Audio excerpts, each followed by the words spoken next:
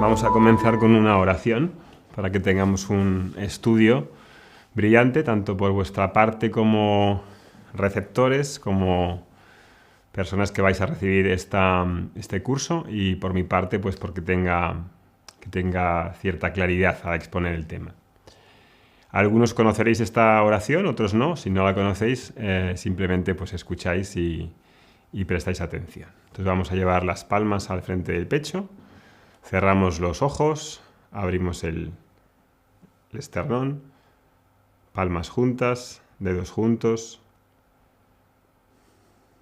garganta relajada, ojos relajados, sienes relajadas, palmas juntas.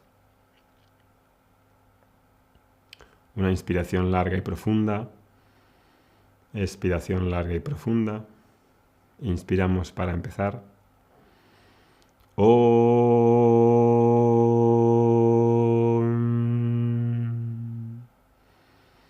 Om.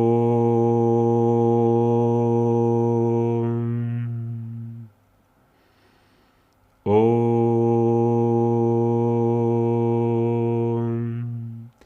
Sahana vavatu, sahanau bhunaktu, sahaviryam karavavahai, tejasvinavadhitamastu ma vidvishavahai.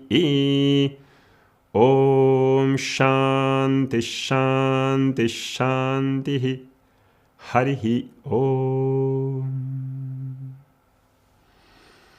Bueno, pues vamos a comenzar esta clase abierta que hemos hecho, clase inaugural, para los que comenzáis este curso de Vedanta, como para los que queréis conocer un poco más qué os puede ofrecer un curso de Vedanta en vuestras vidas. La mayoría de los que estáis aquí, yo supongo que ya nos conocéis hace tiempo, incluso hace años. Nos habéis venido siguiendo en las redes, en los podcasts, en todo lo que hacemos a nivel de contenido, y no seáis prácticamente ninguno nuevos, ¿no? Con lo cual no hace falta ni que me presente, ¿no? Yo creo que todos sois seguidores de alguna manera en esas redes sociales. Entonces, ¿qué os puede aportar Vedanta, ¿no? Vamos a hacer una parte primero en la que voy a exponer por qué Vedanta puede ser algo muy útil en la vida contemporánea para una persona que es un buscador sincero. Y después os explicaré cómo vamos a hacer en este curso, qué programa vamos a seguir, cómo es el estudio normal, tradicional de Vedanta. Y después abriremos el micrófono para quienes tengan dudas de lo que sea, tanto de la clase como del programa de estudio, cuál es el método que seguimos, cualquier cosa que tengáis de dudas. ¿Está bien? Eso es lo que vamos a seguir. Muy bien, pues vamos a ir con el tema, ¿no? El tema es, ¿qué ofrece Vedanta hoy en el mundo? Vedanta es una tradición milenaria. Anta significa final y Veda son los Vedas. El final de los Vedas, ¿qué tiene que ofrecerte a ti? Es algo raro, ¿verdad? Que una tradición tan antigua, milenaria, ancestral, se llama tradición de Vedanta, pueda ofrecer algo a la persona contemporánea, ¿no? Que vive una vida ajena a esas tradiciones tan antiguas, ¿no? ¿Cómo es posible que se haya mantenido las enseñanzas sapienciales de estas tradiciones y que despierten todavía un mensaje que nos sirva a nosotros, pasados miles de años, ¿no? ¿Qué es lo que tienen esas tradiciones que sean universales y estén actualizadas, ¿no? Para cualquier persona ahora? ¿Cómo han sido capaces de mantenerse todo ese tiempo, ¿no? Pues una de las razones fundamentales va a ser que son tradiciones que se han mantenido vivas y que no han perdido el modo en el que se transmite el conocimiento. Y han sido muy fieles a la enseñanza. No se ha pervertido, no se ha extraviado. Sobre todo porque el método de transmisión es oral y sigue siendo en sánscrito.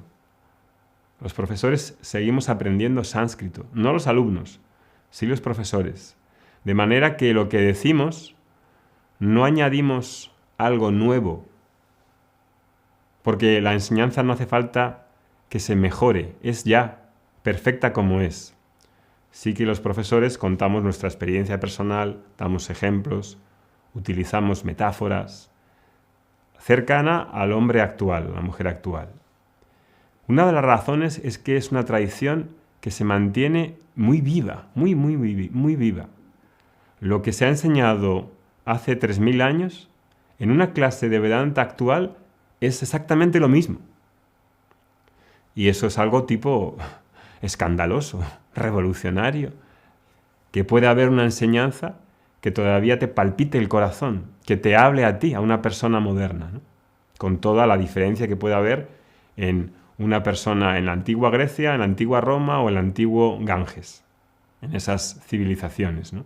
¿Qué tienen? Debe tener algo especial para que se pueda conservar. No puede ser que se conserve por suerte. No puede ser que se conserve por una especie de, no sé, de fama o de truco. Debe de tener algo muy potente. Yo creo que esa tradición es potente porque sigue siendo fiel a sí misma, porque ha sido capaz de mantenerse. Pero ¿qué razones llevan a una persona como vosotros el hecho de buscar espiritualmente el espíritu, buscar el espíritu, lo espiritual tiene que ver con el espíritu, con aquella verdad que impregna las cosas, eso es el espíritu?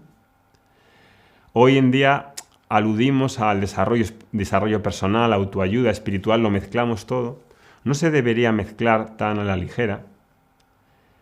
Desarrollo personal es un término muy amplio que connota muchas cosas. Vedanta es una tradición que, como vamos a ver, tiene algo muy especial que lo diferencia de todo eso, y luego explicaré por qué.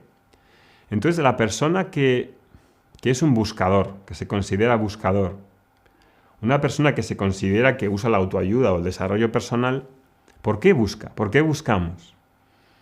Aparentemente puede haber muchas razones, ¿no? Los que estáis aquí pues podríais decir, porque tuve un accidente, tuve una enfermedad, tuve un divorcio, tuve alguna crisis y eso me hizo que replantease mi vida. Eso me dio un aliento a buscar en algo de una manera diferente a lo que hacía antes. Puede ser que también por ánimo de buscar la verdad, por curiosidad, por sentirse mejor, por buscar un sentido a la vida. Las razones son muy variadas, aparentemente. Una de las primeras clases de Vedanta trata con las 4 búsquedas humanas, que no la voy a tocar hoy, que normalmente hacemos en estas clases, lo dejaré para la siguiente clase. En esas 4 búsquedas humanas que se llaman Artha, Kama, Dharma y Moksha, Artha es la búsqueda de la seguridad, sobre todo de la seguridad más básica, biológica, que tiene que ver con el mantenimiento del cuerpo, con las necesidades más vitales, con la necesidad también del sustento financiero, económico, Artha, financiero, la riqueza, el dinero. Y Kama es el entretenimiento, el placer, algo que es legítimo, algo que es necesario en una persona, que se entretenga, que se divierte, que tenga placer, ¿verdad? Artha y Kama. Y ahí busco entretenimiento, busco placer, busco seguridad, ¿no? Pero buscamos entretenimiento y seguridad por el hecho de la seguridad, el dinero por el dinero, el entretenimiento por el dinero, el entretenimiento por el entretenimiento en sí. No. No buscamos dinero por dinero, no buscamos billetes verdes por billetes verdes, por ser billetes verdes. En realidad buscamos seguridad porque detrás de la búsqueda de seguridad subyace una búsqueda que es en sentido negativo, es librarse del sentido de inseguridad. Busco seguridad porque en realidad me siento inseguro. Y alguien puede decir, bueno, yo no me siento inseguro, yo soy una persona de mucha autoestima. Yo no estoy insatisfecho, yo soy una persona satisfecha. En cierto modo, todos tenemos inseguridad. En cierto modo, todos tenemos algunas insatisfacciones. Aunque seas o creas ser la persona más satisfecha del mundo, ¿Por qué empeñarnos en buscar tan vehementemente placer y seguridad si ya estamos bien, si ya estamos satisfechos? ¿Por qué buscar más satisfacción si yo estoy ya satisfecho? ¿Por qué buscar más seguridad, más dinero, más poder, más fama? ¿Por qué buscar si ya estuviese satisfecho? ¿Por qué voy a buscar más? Porque subyace que en nuestro fondo más íntimo, en nuestra mirada más íntima, hay un sentido de inadecuación, un sentido de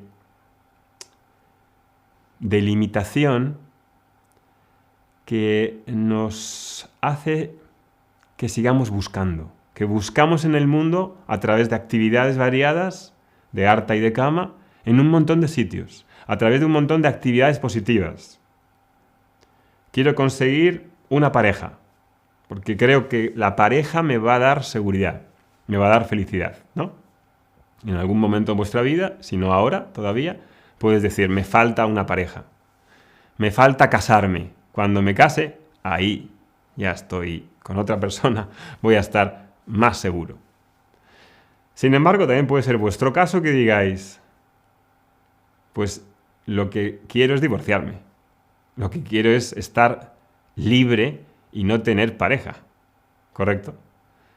La misma búsqueda positiva en un momento determinado implica que ese mismo anhelo que tenía puede desaparecer con el tiempo y ya no quiero pareja, quiero estar solo estoy muy bien. En sánscrito se llama pavriti, búsqueda positiva de algo, y nivriti, librarse de algo que ya tengo porque con eso que tengo no me veo bien y me quiero librar de ello.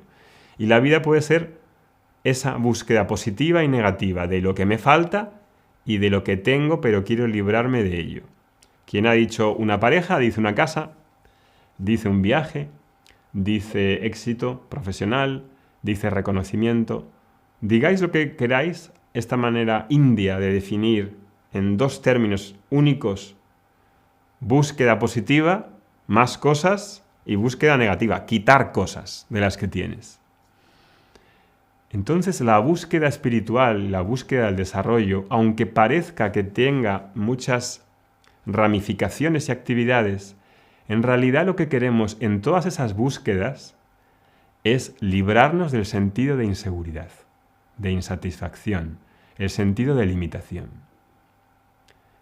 Si tengo esto claro, si esto lo tengo claro, entonces sé que no necesito añadir más o quitar más, que no es un problema de adición y sustracción en cuanto a objetos, personas, situaciones, experiencias, logros, sino que es un problema que está centrado no en añadir o quitar, sino en la visión que tengo de mí mismo, en la visión centrada en lo que yo creo ser, en mi identidad profunda.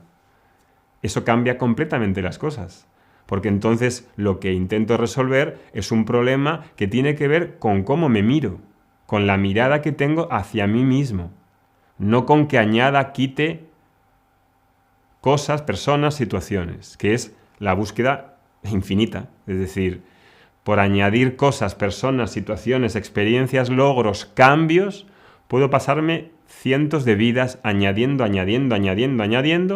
y quitando. Por experiencia también sabemos que, aunque hayamos añadido muchas personas, situaciones, experiencias, cosas, eso me hace realmente más seguro y me da una visión por la que me veo más completo. Hombre, algo hace, da cierta satisfacción. A el ego, a la personalidad, conseguir cosas le da cierto orgullo, cierta autoestima, sí. Montas una empresa, te va bien, haces un negocio, te va bien, vas a una relación, va bien, da cierta satisfacción, no vamos a negar ese valor. Pero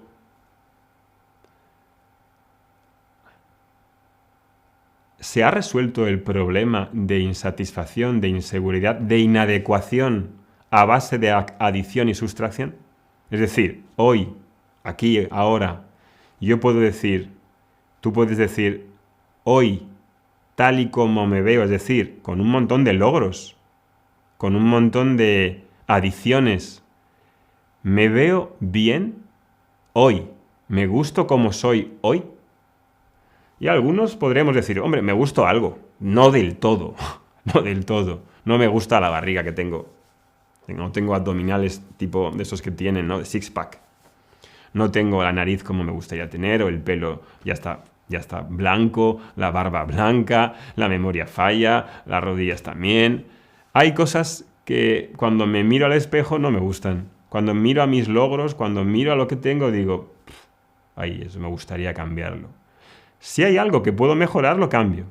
Pero porque pueda cambiarlo, todo lo que quiero, lo que yo creo construir con mi yo ideal en base a añadir, además es un yo que siempre está en constante construcción, que no es estático, que no dices, mira, cuando consiga esto, esta casa, estos hijos, este dinero, esta profesión, ahí, cuando tenga 38 años, ahí se cumplirá todo. Ahí ya estoy feliz. Mentira. Es mentira. Es una idea que se cree la persona en base a construir eso. Dice, cuando llegue ahí me veré. Cuando llegas, si es que has llegado, todavía sigue permaneciendo un sentido de inadecuación. Ese sentido de inadecuación no acaba con que traiga una mejor versión de mí mismo. Esa constante adición y sustracción no resuelve el problema fundamental. El problema fundamental es la inadecuación de cómo uno se ve. Si eso lo veo, puedo dar un cambio radical en la manera de solventar el problema, en la manera en la que la naturaleza del problema haya de ser resuelta. Si el problema es uno de visión sobre uno mismo, la solución tendrá que ver con verme bien, no con estar cambiando cada 2x3. Si la solución está en la forma de verme inadecuadamente, tendré que corregir la visión a base de verme bien, quiere decir con un conocimiento adecuado a lo que es. Si es que yo puedo verme de manera completa en la que me vea bien, siendo por lo que soy hoy, sin adiciones ni sustracciones. Esa es en realidad la auténtica razón por la que somos buscadores, sea de desarrollo personal, de autoayuda, de lo que sea. Queremos librarnos del sentido de inseguridad, insatisfacción, inadecuación centrado en uno mismo, centrado en lo que yo creo ser. Ahora, cuando uno empieza a hacer estas búsquedas, pues ¿dónde buscamos? Pues en lo que haya alrededor nuestro, ¿no? Lo que haya en nuestra cultura. Para alguien de hace 500 años, en Roma, o en Atenas, o en Singapur, pues lo que hubiese en ese momento. ¿Qué es lo que hay ahora? Madre mía, lo que hay ahora es un mercado lleno de cosas, es un catálogo gigantesco, todo aparentemente igual, todo mezclado. La sección de autoayuda de una librería es inmensa. Hay canales de Netflix llenos de temas de autoayuda, desarrollo personal, que elegir algo se convierte en una odisea. ¿Cómo elige uno? ¿En base a qué? Al criterio personal, a lo que te sienta bien, a lo que tienes que probar, ¿qué pruebas? Eso está disponible ahí. En un sentido es una ventaja, porque antes solamente había muy pocas cosas. Habría cristianismo, filosofía y poco más, algunas cosas. Había muy poca oferta, con lo cual la autoayuda, por una parte, tiene una cuestión positiva en la que aparecen un montón de cosas, de todas las culturas además, multicultural. ¿Qué tiene de base en común todos esos movimientos de autodesarrollo, autoayuda, New Age? ¿Qué tienen en común? Pues tienen en común que hay un anhelo, en general sincero, de querer ser mejor persona. Un anhelo de querer tener un estilo de vida más armonioso, de vivir mejor. Todos esos grupos, enseñanzas, ¿qué tienen en común? Bueno, aportan valores, disciplinas, aportan técnicas, meditaciones, estilo de vida, nutrición, aportan inspiración, motivación, todo muy mezclado, sin una base realmente estructurada, pero en general aportan algo positivo, digamos. Esas transformaciones, esos cambios, por los que básicamente igual casi todos hemos entrado, es decir, salvo que en tu entorno te sientas atraído por algo tradicional que ya había, tipo, es tu familia cristiana, pues lo más accesible es el cristianismo. Y entonces el cristianismo se convierte en lo que tienes disponible, ¿no? Entonces, generalmente todos pasamos por ahí, por lo que es el mundo de autoayuda, desarrollo personal, etc. Las transformaciones de la autoayuda, el desarrollo personal, vienen a ser en 4 aspectos: salud física, salud emocional, mental, transformaciones de la personalidad y, en algunos casos, también salud intelectual. Pocas, pero salud intelectual no suele ser lo más gordo, ¿no?, de la autoayuda, que tenga un correcto discernimiento, que se adecue al conocimiento, a la realidad. Transformaciones de la salud física, mental, emocional, energética también. Todo eso hace que una persona que viva a lo mejor una vida, digamos, muy materialista, muy egoísta, muy desestructurada, pues tenga una dirección y empiece a armonizar su vida, ¿no? Yo supongo que será la vida vuestra, ¿no? Empezamos por ahí y de repente la vida anterior se empieza a hacer más íntegra, más armoniosa, tengo más beneficios, me siento mejor. Practico yoga, hago reiki, hago algo que me hace sentirme bien, que mi estilo de vida es modificado. Todo bien. Probablemente en vuestro caso habéis pasado por eso, pero ahí no acaba el asunto. Es decir, transformaciones de salud físicas, emocionales, mentales, energéticas, eso digamos que es el comienzo. Es un comienzo. Es un comienzo. Es un comienzo. Ahora, en la tradición védica, que es la que a nosotros nos implica,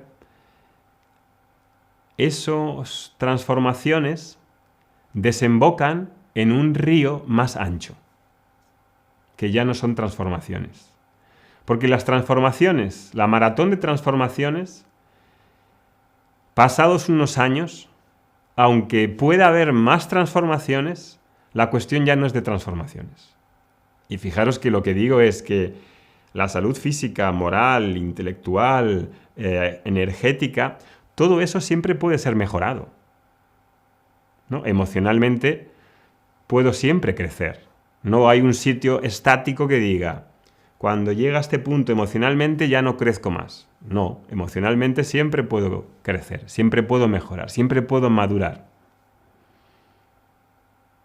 Moralmente también puedo encontrar aspectos que pueda mejorar, como es mi comportamiento moral. Intelectualmente igual.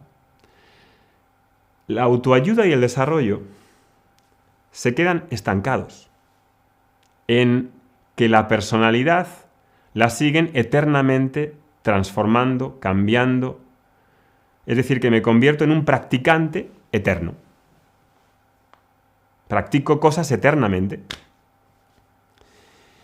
Y eso, dentro de esta tradición, es algo en la que hay algo que fijarse, porque ahí no acaba. Entonces, ¿qué implica Vedanta para una persona que ha estado X años como buscador, siguiendo enseñanzas variadas? ¿Qué le puede aportar Vedanta? Vedanta es ese río ancho en que esas transformaciones desembocan. Esas transformaciones, al final, si solamente se centran en transformar un yo que siempre está mejorándose, que siempre está observándose constantemente, muchas veces ensimismadamente, lo cual provoca también, en vez de avance, retroceso o no es benéfico estar ensimismado. Es decir, que dentro de la autoayuda hay cosas que son benéficas, pero hay cosas que también son perjudiciales. Son perjudiciales claramente, porque parten de supuestos que se dan por hechos y no se deberían dar por hechos. Entonces, aunque nos sirviesen y pudiésemos decir objetivamente, esto me ha transformado, yo me siento bien, esto me vale, ¿eso es todo? No, no es todo. En esta tradición no es todo. En esta tradición hay algo en lo que he de darme cuenta que no tiene que ver con la construcción eterna de ese personaje, que siempre está llegando a ser mejor persona, llegando a ser. Hay algo que tiene que ver con la identidad del sujeto. Tiene que ver con el núcleo de la persona. Tiene que ver no ya con una constante mejora, sino cómo me veo a mí mismo, cómo es el sujeto, cómo es la identidad que yo reclamo para mí. Y eso en Vedanta se llama autoconocimiento. Se llama en sánscrito Brahma Vidya, el conocimiento de Brahman. Autoconocimiento, como es una palabra española, ¿no?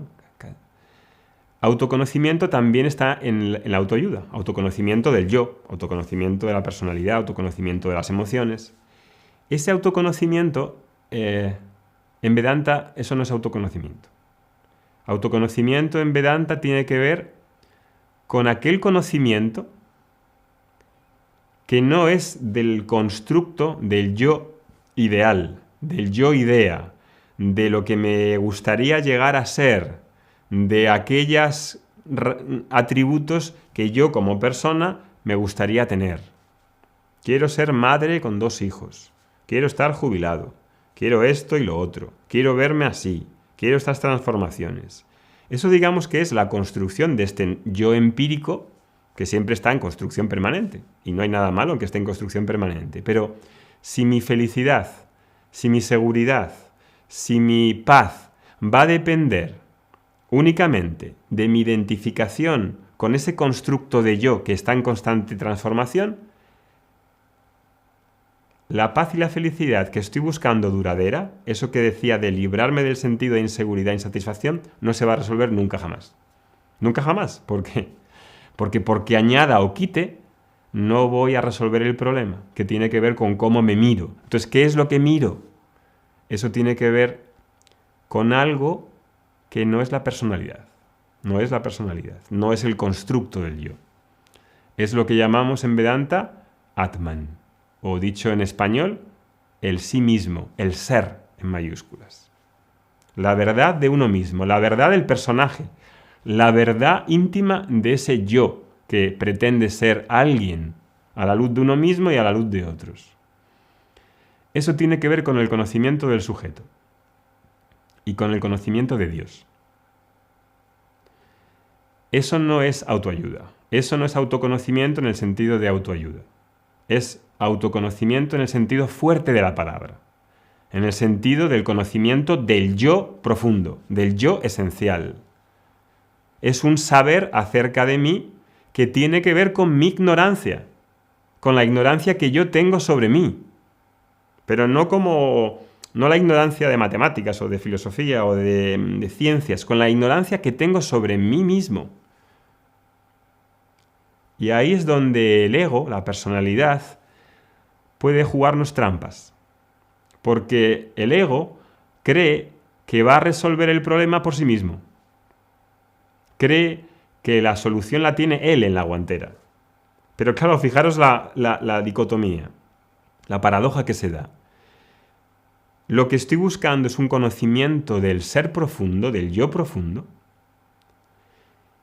que implica que ese yo constructo que estoy constantemente creando se vea por lo que es poca cosa. Es algo que es, bueno, una especie de máscara que me gusta ver, que los demás quiero que vean, quiero verme por esa máscara, por esa forma que voy construyendo.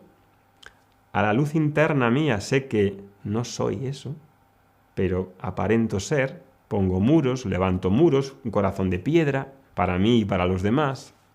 Me hago invulnerable.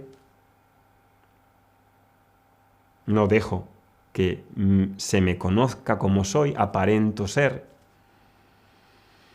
Entonces, claro, ese ego, ese ahankara, ha de ser descubierto por lo que es. Entonces, hacer ese trabajo implica que uno mismo, por sí mismo, generalmente no se ve bien con objetividad. Aristóteles en Metafísica decía que mirarse a sí mismo no es sencillo, porque es como si quisieras atrapar a un ladrón siendo tú mismo el policía. No es un juego que tradicionalmente ha hecho uno mismo, sino con la ayuda de otros, especialmente con un profesor y con otras personas que te sirven para ver tus defectos y tus valores y tu personalidad. Se hace en colaboración con otros. Entonces, el sujeto, este yo profundo, necesita ser revelado y visto por lo que es. Y ahí hay un factor de ignorancia sobre uno mismo que a uno mismo le sienta mal, porque dice, caramba, yo no soy ignorante, serás tú ignorante. ¿Por qué tiene que venir a decirme a alguien que soy ignorante? Tipo, si ya sabes todo, entonces ¿qué haces aquí? Si tú solo puedes apañártelas, ¿qué haces aquí? Estudia tú solo, autoayuda. Yo estudio solo, autodidacta, no necesito a nadie. Bueno, en realidad no necesitas a nadie, necesitas libros o necesitas algo, ¿no?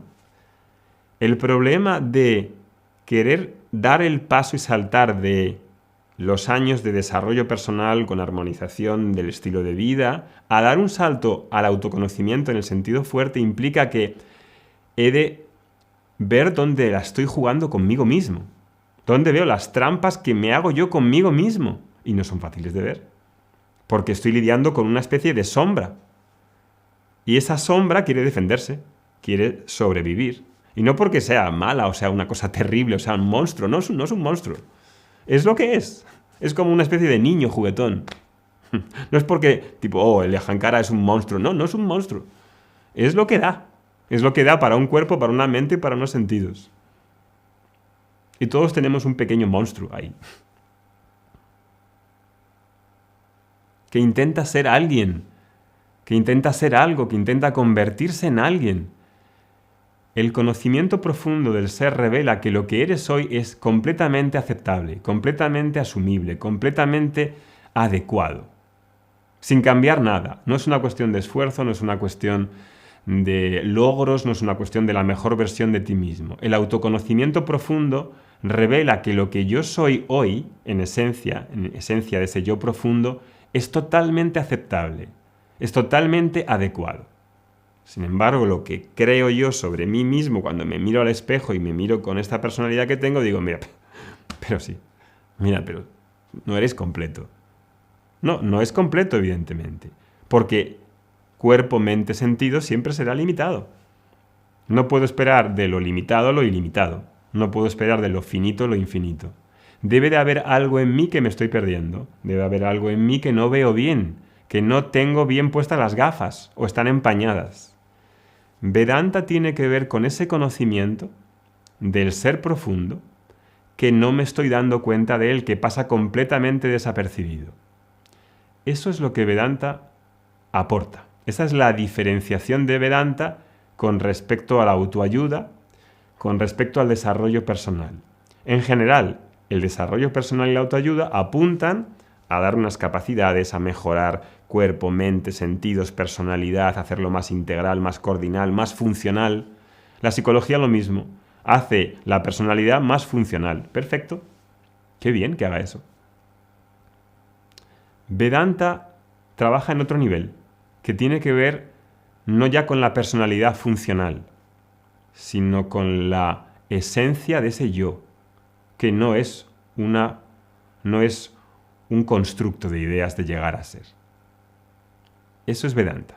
Es un tema muy especial, es el aspecto sutil de esta tradición, en la que también, fijaros que en la tradición vedántica, digamos que hay dos cosas. Hay una cosa que es la preparación, que es una vida buena en la que yo me integro, me coordino, en la que soy más, vivo una vida más dármica, más que me hace ser más maduro. Y a todo eso le llamamos, ¿sabéis qué palabra se utiliza? ¿Sabéis qué palabra? La palabra que se utiliza es yoga. Yoga, que en Occidente lo asociamos a asanas, pranayama, un ejercicio. En la India, yoga, que es una palabra polisémica, quiere decir el estilo de vida que me hace vivir una vida de madurez, una vida objetiva, una vida sencilla y limpia. Y en ese estilo de vida que llamamos yoga hay muchas cosas. Hay disciplinas, hay rituales, hay rutinas, hay estilo de vida, hay meditaciones, hay un cerro de cosas. Se llama yoga, la preparación. La preparación. En general, las personas nos quedamos en yoga, en la preparación, que es imprescindible, porque sin preparación, sin que haya una integridad, sin que haya una vida objetiva, eso es lo básico, eso es el armazón de la espiritualidad, pero ahí no acaba. Ni siquiera en la cultura védica acaba con esa preparación. Sigue habiendo un segundo paso, ese río ancho donde desemboca el yoga, que se llama autoconocimiento, Vedanta. Que ya no habla de la preparación, habla ya del espíritu, de la verdad de uno mismo, que no es preparación, es conocimiento. Tiene que ver con la ignorancia. Y si tiene que ver con la ignorancia, el problema a resolver es la ignorancia, no la preparación ni las acciones. Esto espero que se entienda bien. Hay dos cosas claramente. Una es la preparación, que indica estilo de vida, acciones, prepararse. Y otra cosa es el autoconocimiento, que tiene que ver con el conocimiento y la ignorancia que tengo de mí mismo, de Dios y del mundo. Dos cosas. Karma Yoga, Vedanta. Eso es lo que ofrece Vedanta cuando se presenta esas dos cuestiones, están muy bien definidas, están muy bien integradas y no hay dudas ahí. Eso es lo que vemos en el curso, de cualquier curso de Vedanta, esas dos partes, pero especialmente la segunda parte de autoconocimiento, que es lo que en general el mundo del desarrollo y la autoayuda no toman en cuenta. No toman en cuenta. ¿Por qué? Pues porque se trata de la preparación, es como el yoga. Autoayuda y desarrollo es preparación. Pueden ser más o menos preparadas, menos preparadas con sus fallos, pero es preparación. Muy imprescindible. Tampoco puedo decir, me salto la preparación y voy al autoconocimiento de Vedanta. No funciona. No funciona. Porque para que funcione tiene que darse en una persona que está bien, en una persona íntegra, en una persona que tiene los pies en la tierra, una persona que está aterrizada. Si no está aterrizada, pues nos tenemos que aterrizar. ¿La gente viene aterrizada a Vedanta? No, nadie viene aterrizado. Tiene que aterrizarse, integrarse, madurar. Todos estamos en el camino de yoga, en el que implica madurez, objetividad, aterrizar, al mismo tiempo que escuchamos autoconocimiento, y ese autoconocimiento lo vamos integrando, actualizando. Y por eso Vedanta tiene estas dos cosas que he dicho en los últimos podcasts, ¿no? Saber y un modo de ser, un modo de colocarme, un modo de vivir. Saber, conocimiento, y un modo de ser, un estilo de vida. Los dos son el pan de cada día de Vedanta. Eso es lo que vemos en los cursos. Eso es lo que os puede ofrecer Vedanta. Ahora, esa es la primera parte. La segunda parte es cómo se hace esto a nivel tradicional, cómo lo hacemos esto en la escuela. La manera en la que se hace a nivel tradicional en la India, con los profesores que yo he estudiado, y lo que lo hacemos aquí, es igual.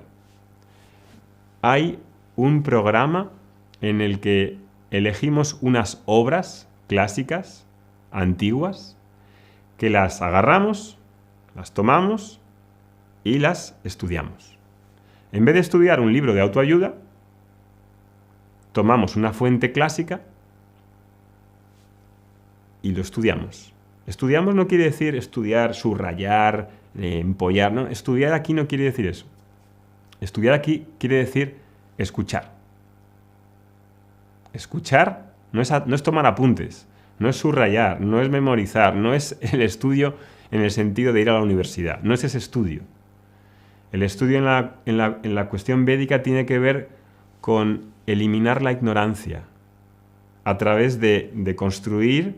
El conocimiento ya está aquí, el conocimiento de lo que yo soy no es un conocimiento a producir, ya está en mí, ya está ahí. Lo que pasa es que hay un montón de nociones que hace falta analizar, hay falacias que hace falta destruir y derribar.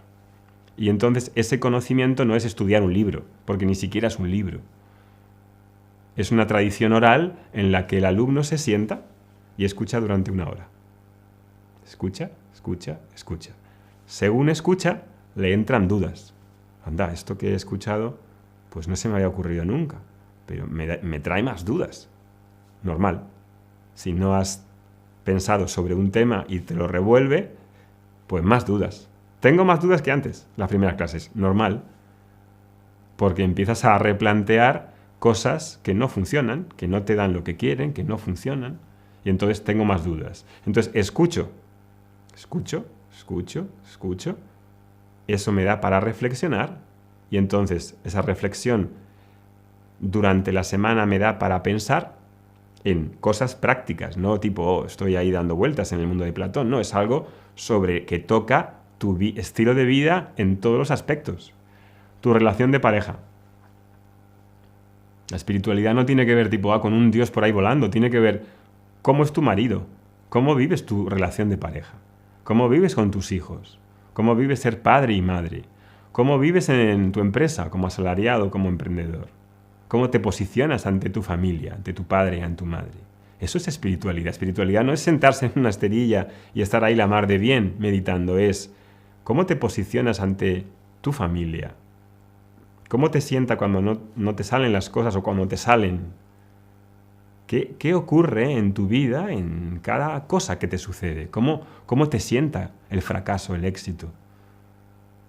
Y la clase entonces da para reflexionar acerca de aquello que te sucede durante la semana. Esa reflexión provocará también preguntas que puedas hacer en clase.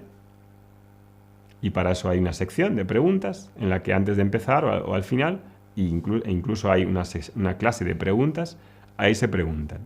Entonces hay escucha, reflexión y tercero, contemplación. Contemplación en lo escuchado, en lo reflexionado, en lo que van quitándose las dudas. ¿Es suficiente eso? Reflexionar, escuchar, quitar dudas. No es suficiente, hace falta internalizarlo. Es decir, hace falta que ese conocimiento que he escuchado y ha entrado dentro de mí y ha provocado dudas y ha provocado que resuelva dudas intelectuales también. Ahora eso, cuando veo a mi nuera o a mi suegra o a mi jefe, eso hace algo. Ese conocimiento te toca, te hace algo. Eso se llama asimilar. Nutrirse del conocimiento. Si el conocimiento, que lean un libro, qué bonito, y luego a los 3 minutos estoy gritando a mi madre, tipo, no has entendido nada, lo siento, eso no es conocimiento, eso es que te han entrado unos sonidos y han salido por el otro lado, eso no es conocimiento. Eso no es conocimiento, no lo podemos llamar ni siquiera información. Vedanta es escucha, reflexión, dudas, asimilación, internalización. Shravanam, Mananam, Nididhyasana. Ese es el proceso, esa es la práctica. ¿Eso cuánto lleva? ¿Cuánto lleva eso? Desde luego no un fin de semana. Desde luego no dura 3 telediarios. Llevará el tiempo que haga falta. Depende de dónde esté cada uno. Unos tendrán cosas muy claras, otros darán por hecho ideas que están tan internalizadas que hace falta entrar con un cañón y tirar con cañón esas ideas, que son ideas, o sea, en la forma de creencias y expectativas. Yo creo que tengo que ser la Mujer Maravilla. ¿Y qué es la Mujer Maravilla para ti? Esto, y esto, y esto, y esto, y esto, y esto, y esto. Lo tengo que tener todo. Ostras, pues si eso es la Mujer Maravilla, menuda carga que llevas para ser feliz. Como no se examines esas creencias, el precio que pagas por ser la Mujer Maravilla te sale muy caro, lo siento, es agotador. Eso implica examinar especialmente las expectativas que tengo, la filosofía de vida que tengo sobre lo que yo considero que me va a dar la felicidad y la paz. ¿Eso cuánto lleva? Desde luego no es arte de magia, no es tipo, voy a hacer una meditación y la meditación se va a ir. Tipo, ¿de qué estás hablando? Vas a hacer una meditación y lo que has cultivado durante años se va a ir en una meditación. No, lo siento, yo no creo en pases de magia. Pases de magia para otras cosas, pero aquí lo mínimo imprescindible. No por meditar se va a resolver la manera en la que me veo a mí mismo con todas esas expectativas.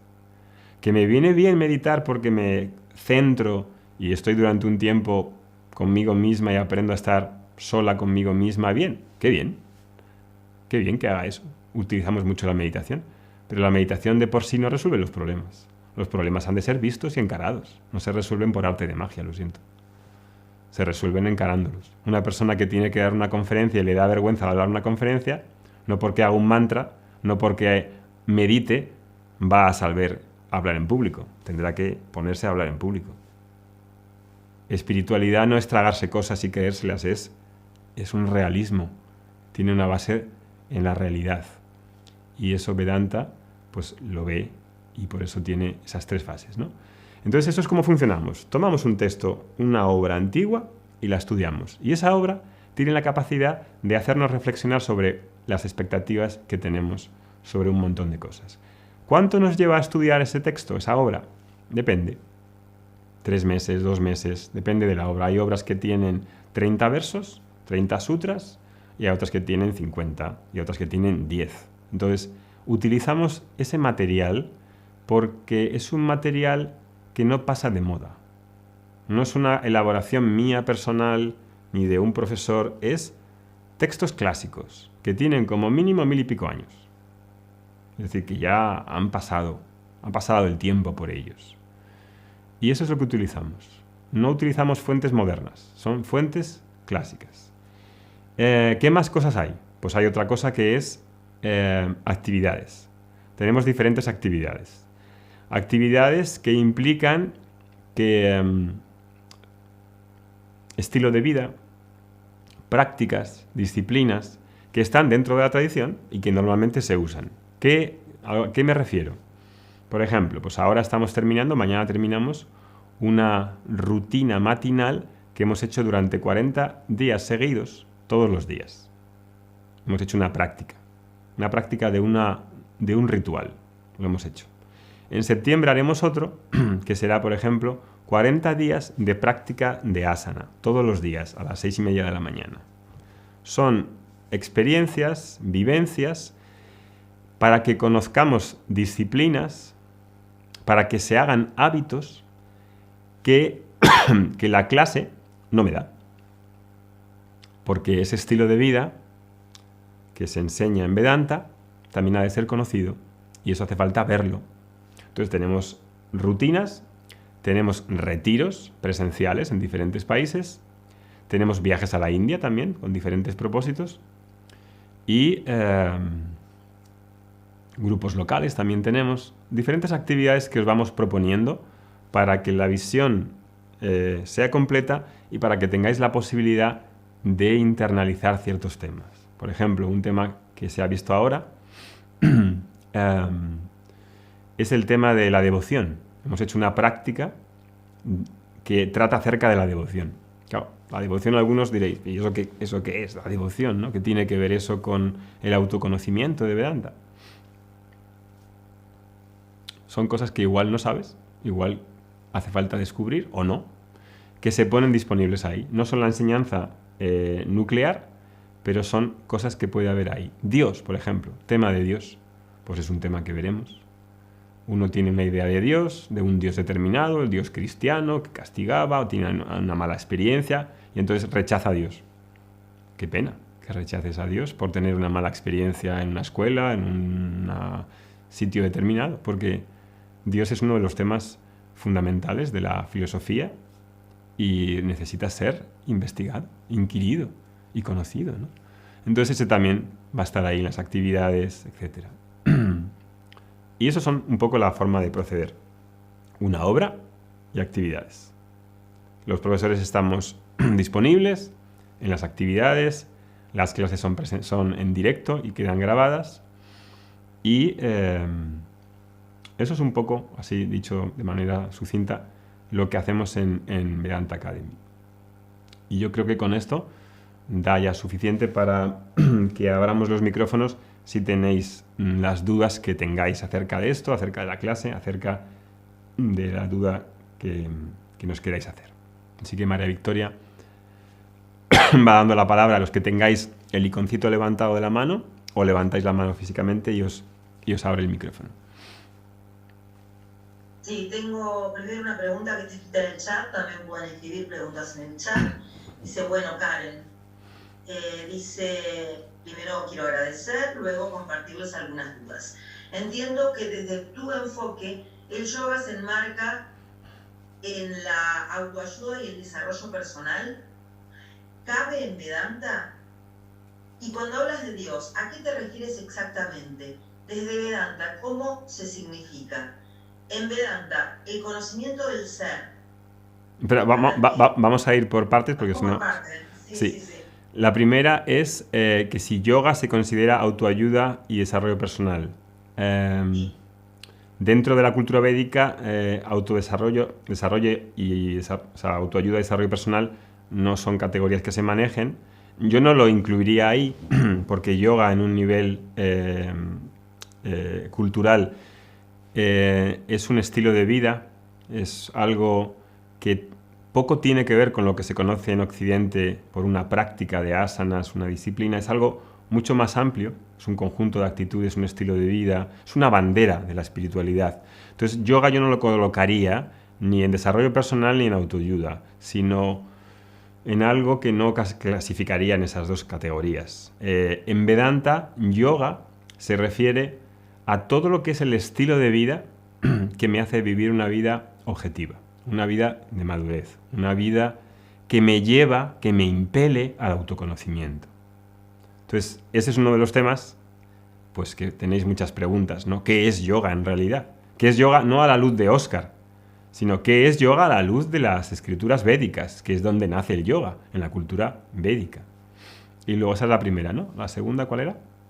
La segunda es cuando hablas de Dios, ¿a qué te refieres exactamente y cómo se ve desde Vedanta?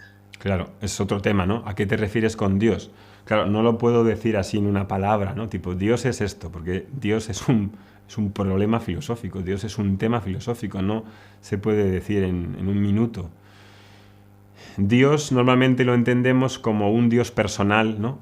Es un Dios personal dentro de una etnia, dentro de un contexto cultural, ¿no? En el contexto de Vedanta, Dios ha de ser entendido como la verdad del Dios personal, es decir, el Dios personal se aparece en diferentes momentos históricos, en diferentes religiones, y desde ese ángulo de cada religión Dios aparece con unas características. En Vedanta, ese Dios personal, aunque está en el hinduismo, como dioses personales, en Vedanta no nos referimos a un Dios personal, nos referimos a aquello que es la realidad de la vida, entendido de una manera filosófica, entendido en la que hace falta una comprensión. Si bien es cierto que de manera personal uno siempre puede dirigirse a un Dios personal porque no hay conflicto entre el Dios personal y la verdad de Dios. Entonces, Dios lo entenderemos generalmente en Vedanta como una comprensión que tiene que ver con la realidad de Dios entendida, comprendida, no como una creencia, ni como un acto de fe, ni como una experiencia religiosa. Entonces, claro, eso, como comprenderéis, no se lo explica así en un minuto. Pero supongo que entendí. La pregunta última que dice Karen es: en Vedanta, el conocimiento del ser profundo, ¿cómo se trabaja? ¿Solo de manera intelectual? El ser profundo es algo que ya está aquí, es una experiencia directa, es algo que tú no tienes que imaginar o elucubrar. Pero lo que hacemos en Vedanta es que hablamos, ¿no? Venís a una clase y yo hablo, y utilizo palabras y utilizo la comunicación. Y a través de la comunicación, las palabras, tú recibes, entiendes y ves si te hace algo o no. Entonces, conocimiento intelectual es una redundancia. El conocimiento no es dental, no está en las rodillas. El conocimiento se da en el intelecto, no se da en otro sitio. Puedo decir conocimiento emocional, sí, pero el conocimiento emocional también se da en el intelecto, aunque trate de las emociones. El conocimiento espiritual, aunque trate del espíritu, también se da en la mente. No tiene otro lugar donde se da. No se da en las corvas, no se da en las uñas, se da en la mente. Entonces el conocimiento, no hay que tener ningún reparo en decir el conocimiento es mental, punto. Eso no quiere decir que sea limitado. El conocimiento es lo que es, la mente tiene sus limitaciones, pero una de las cosas más gordas es que hemos de eliminar la ignorancia. Y la ignorancia también está en la mente, no está en otro sitio. Entonces, eso es ser. No es algo que produce el conocimiento, ese ser soy yo, aquí y ahora. Y la experiencia que tengo del ser es directa e inmediata, de hecho es lo más inmediato que existe. Y eso lo intentaremos transmitir a través del lenguaje para poder vivenciarlo, porque no es algo extranjero que viene, no es algo lejano ni remoto, es algo que yo ya soy. La palabra lo que hace es apuntar y decir, eso que hay ahí, que estás ya viviendo. Pero se usa la palabra también. Bien. Sara tiene la mano levantada, por favor, abre tu micrófono. Gracias, Victoria. Óscar, te quería preguntar si podrías hacer una breve introducción de estas obras a tratar en el curso. Quiero decir, el tema en el que se centran o unas breves pinceladas, si pudiera ser. Dentro de las obras que tratamos hay 3 tipos. Las primeras, que son de Vedanta 1, este curso, se llaman Prakarana Grantha, que son textos introductorios adecuados para el principiante, porque son fáciles de exponer. Y dentro de esta categoría de Prakarana Grantha hay muchos títulos, unos más pequeños, otros más largos. El primero con el que vamos a empezar se llama Tattva Bodha. Tattva significa la verdad o la realidad, y Bodha significa conocimiento. El conocimiento de la realidad, el conocimiento de la verdad. Es el primer texto que vamos a ver. Después elegiremos otro. No los tengo pensados de antemano. Los voy utilizando según veo que se necesiten. Hay varios. Jiva Yatra, Atma Bodha, Vivekachudamani, Upadesa Saram, Vaya Govindan. Hay un montón. Todos sencillos, cortos. Luego, otro tipo de textos ya más extensos, generalmente más profundos, más largos, es otra obra como la Bhagavad Gita. La Bhagavad Gita son 800 versos, es más extensa, lleva más tiempo verlo, más profunda. Entonces esos están en una segunda categoría. Y luego otro tipo de textos que se llaman Upanishad. Las Upanishad son más sutiles, más difíciles de abordar, muy profundos, y que hace falta entrar habiendo visto algo más sencillo, introductorio, como los Prakarana Granthas y la Bhagavad Gita. Esa es la estructura, ese es el programa que tenemos en Vedanta. ¿Cuánto dura eso? Te puedes tirar toda la vida. Toda la vida. ¿Cuánto dura algo que me valga? El primer texto vale desde el primer día, te está aportando cosas. La Bhagavad Gita es un texto completo que se ve en 3 años, con clases semanales, 3 o 4 años se ve, o más, a veces tardamos más. Entonces, esa es un poco la linealidad que tienes.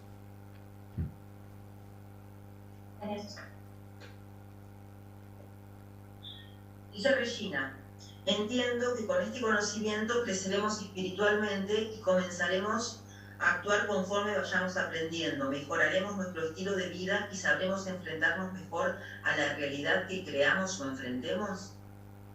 Sí, eso es lo que puede ir ocurriendo. Lo que vaya a ocurrir, los resultados no lo sabe nadie tiene una bola mágica para decir esto es lo que va a suceder, pero ciertamente el conocimiento espiritual es uno de los temas fundamentales. Como he dicho, hay 2 cosas en cada uno de esos libros: saber, conocimiento espiritual, y yoga, en el sentido de estilo de vida que me hace reflexionar sobre X cosas que tienen que ver con tu vida, con la vida que estás viviendo, no con una vida teórica, sino con lo que estás viviendo ahora. Y ahí en ese caso el profesor pues pone ejemplos cotidianos para que se entiendan y traduce cosas que puedan ser difícilmente culturales o lejanas para nuestra mentalidad a ejemplos que digas, ah, vale, entiendo. Esa es una de las misiones del profesor, ¿no? Si hay más preguntas pueden levantar la mano, en el chat no tenemos. Preguntan cuándo comienza el curso. Bueno, hoy es la clase inaugural, como bien dijo Oscar, y a partir del miércoles que viene a las 2 de la tarde de España comienza, digamos, oficialmente el curso. Las demás preguntas que me hacen, yo les voy a anotar aquí un número de WhatsApp, ¿sí? Para que me manden un mensajito y ahí nos ponemos en contacto y lo hacemos personalmente, ¿sí? Así les puedo explicar bien y llevamos el tiempo que necesitemos para conversarlo. Dante tiene la mano levantada. Hola a todos, soy Oscar. La pregunta que yo tengo es, hace un tiempo comencé a leer un poquito algo acerca del Advaita, de la no dualidad, y me pareció, la verdad, como muy alucinante, muy interesante, y sí me hace sentido un poco lo que dicen, ¿no? Uno puede comenzar a leer por aquí y por allá, pero yo me preguntaba si aquí es parte de la escuela de Vedanta Academy, esto también de Vedanta Advaita, o esa es una escuela diferente entre múltiples escuelas que hay de la India. Okay. ¿Qué me podrías decir acerca de esto de la Advaita? Sí, Gracias. Vedanta es Anta, es final, Veda es el Veda. El Veda tiene dos partes, la primera parte y la segunda parte. La primera parte se llama Karma Kanda, que significa las cuestiones que tienen que ver con estilo de vida, y ahí hay una serie de cosas como mantras, rituales. Esa primera parte no la vemos. Nosotros vemos el Anta, el final de ese Veda, que tiene que ver con el autoconocimiento y con el estilo de vida, pero sobre todo con autoconocimiento. Eso es Vedanta. Ahora, verás que hay que llaman Advaita Vedanta. Hay diferentes escuelas de Vedanta. Vedanta es el final de los Vedas, y en los Vedas no hay ni Advaita ni Dvaita. No hay clasificaciones, es Vedanta, es como si dices, el final de la metafísica de Aristóteles. El final de la metafísica de Aristóteles es el final de la metafísica de Aristóteles. No hay escuelas, es lo que es el libro tal cual. Entonces, decir Advaita significa la no dualidad, Advaita, y Dvaita es dualidad. Vedanta es siempre Advaita. No hace falta decir Vedanta Advaita. Vedanta es siempre Advaita. Es verdad que hay algunas interpretaciones del Vedanta que dicen que el Vedanta es una ontología dual, pero es difícil, la verdad, que posicionarse ahí, porque viendo bien el Vedanta, hacer esa interpretación es como casi imposible, ¿no? Que sea un dualismo. Entonces, yo diría, en mi opinión, que Vedanta siempre es Advaita. Por eso no decimos Vedanta Advaita, porque se supone que ya es Advaita.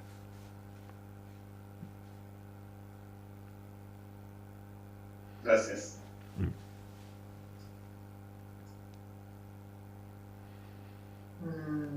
Bien. ¿Alguna pregunta más? Pueden levantar la mano. Si no encuentran el iconito, pueden levantar la mano física. Y les damos paso a las preguntas.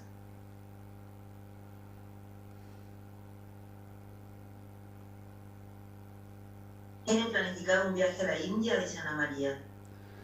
Los viajes a la India han sido suspendidos por la cuestión de la pandemia. Antes de ayer hablé con el guía que nos hace los viajes. Es una persona muy especial con la que tenemos contacto. Es una persona muy espiritual, muy tradicional, que se conoció en la India, y ha dicho que ya han abierto la mayoría de sitios. Con lo cual, pues, se va a ir moviendo. A mí me gustaría empezar. También la situación que vivo con mi hijo no me ha permitido viajar, pero cuando se dé la situación, que no creo que sea mucho tiempo, y depende de esos dos factores, estaremos encantados de abrirlo. Es una experiencia muy buena que los alumnos de Vedanta vayan a la India, no por turismo, no por ver allí templos, sino por ver cómo ese conocimiento de Vedanta está en las personas, cómo está en la sociedad, cómo se vive ese conocimiento, cómo está actualizado. Eso es lo mejor, porque eso te hace ver que ese conocimiento no es una teoría, sino es una civilización. Es cómo está montado una sociedad. Y eso es una experiencia que si tienes ojos y corazón para verla, es una experiencia muy transformadora, que te hace también, te da una gran experiencia de contrastar civilizaciones. Yo llego aquí como occidental, con estas creencias, y voy a un sitio en el que todo eso se desajusta y digo, ¿dónde estoy? ¿Dónde estoy? ¿Dónde me coloco? ¿Dónde están mis ideas? Eso está muy bien, hacerlo, porque te deja desarmado, pone en cuestión todo, y eso es un ejercicio muy bueno, el ir y vivir durante 20 días en un sitio en el que vemos a maestros, a profesores, a templos, y vemos cosas que es para esa transformación como alumno. Entonces es interesante, no es obligatorio obviamente, pero es interesante, siempre animamos que lo hagáis.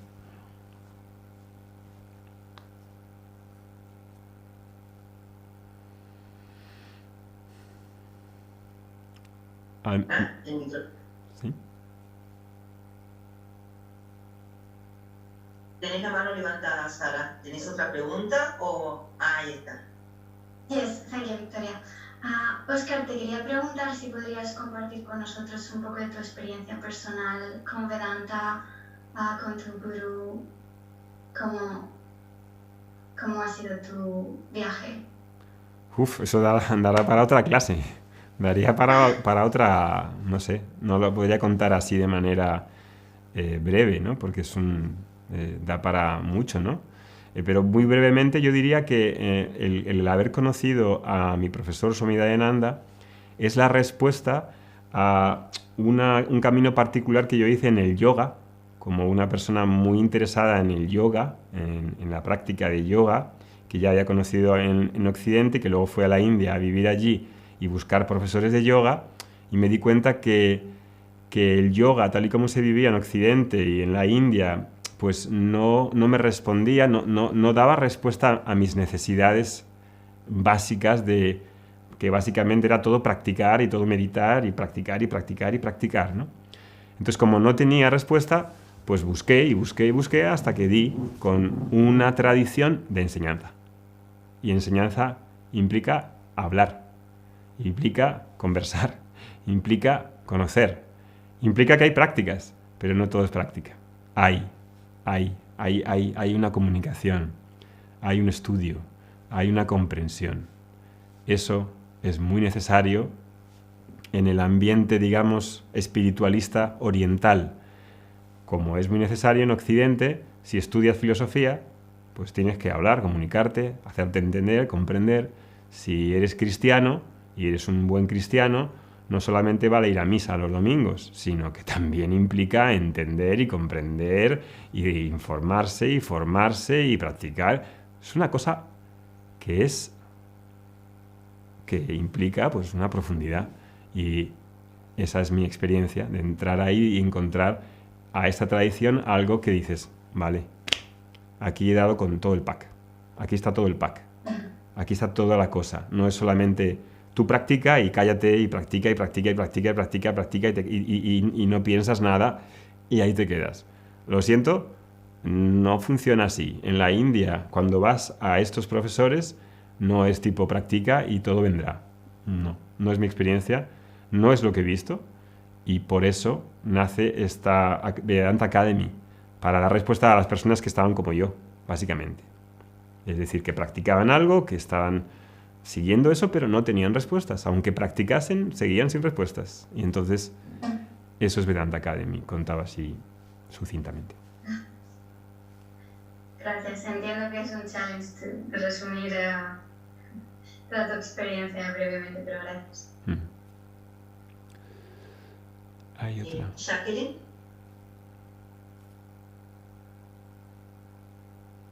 Bueno, buenas tardes. Escuchando a Oscar en este momento, mi pregunta tiene que ver un poco con eso.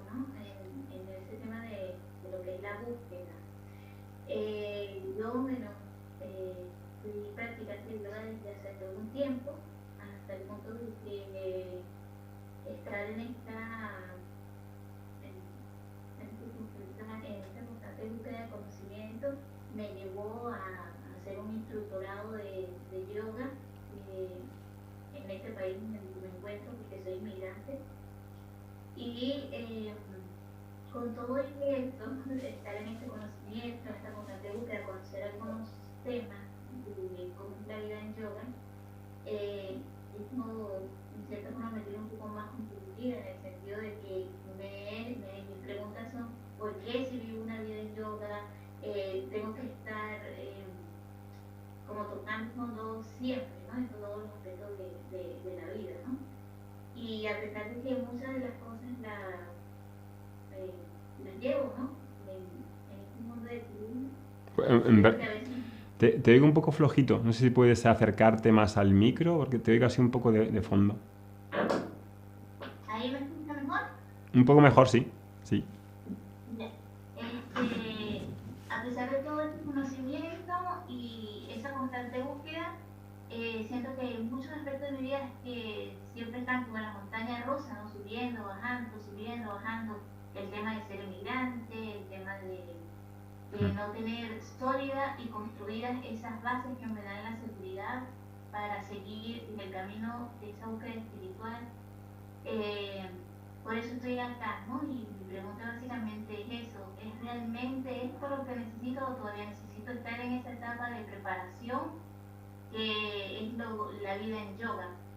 Pero siento que ya estoy en este mundo ya casi 10 años en esta constante búsqueda y hay como esa creencia de que el profesor de yoga, el instructor de yoga, vive como en una vida de santidad, de que no te pasa nada, de que no puedes explotar, de que no puedes tener sentimientos o reacciones, o que tu vida es perfecta.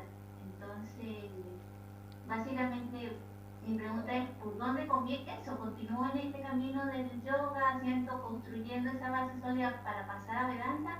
¿O puedo, una vez ya con todo esto? Ya. Es que no hay yoga por un lado y Vedanta por otro. Yoga es la vida. Yoga no es una técnica, no es yoga y practico en la esterilla. Yoga es la vida. Es decir, mi vida se tiene que transformar en yoga. No es que yo practique una técnica y cierre los ojos o haga asanas o pranayama. Eso no es yoga, eso es el iceberg. Eso es un 5% del yoga. Yoga es la actitud que tengo ante la vida. Entonces esa actitud implica una praxis de vida. Es una vida. Es aprender de la vida, posicionarse en la vida. Entonces, ahí hay que decir muchas cosas para que se entienda que es la vida misma la que es el yoga. Entonces, no hay yoga por un lado y Vedanta por otro. Hay preparación y autoconocimiento. Y la preparación siempre ocurre. La preparación, a mí me dices: Óscar, ¿estás suficientemente preparado? No. Todos estamos en preparación, todos estamos madurando, todos estamos ganando claridad, todos estamos superándonos. ¿Eso tiene límite? No. Pero no hace falta que siga siempre eternamente mejorando. Lo que hace que pueda encontrar ese límite es el autoconocimiento. Entonces las dos cosas se dan al mismo tiempo. No puedo decir: ¿sigo preparándome en yoga? ¿Hasta cuándo? Puede ser ilimitado. Es decir, mejor que vayas escuchando al mismo tiempo que te preparas. ¿Qué hace falta para prepararse? Vivir una vida. ¿Tienes una vida? ¿Tienes un cuerpo? ¿Tienes una cabeza? ¿Tienes pies? ¿Tienes un cuerpo? Eso es yoga. ¿Tienes hijos? ¿No tienes hijos? Es igual. Lo que tienes en tu vida es suficiente para crecer. No tienes que cambiar a ningún sitio, ni ir a la India, ni ir a ningún sitio. Lo que tienes en tu vida adelante. Entonces no es que haya un yoga por un lado y Vedanta por otro. Es que en la tradición no se ve así.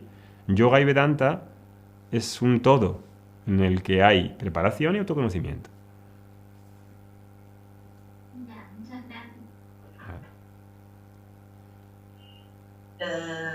Creo que hay alguien más. Creo que no hay más preguntas. Las demás las hemos contestado por chat, las que podíamos.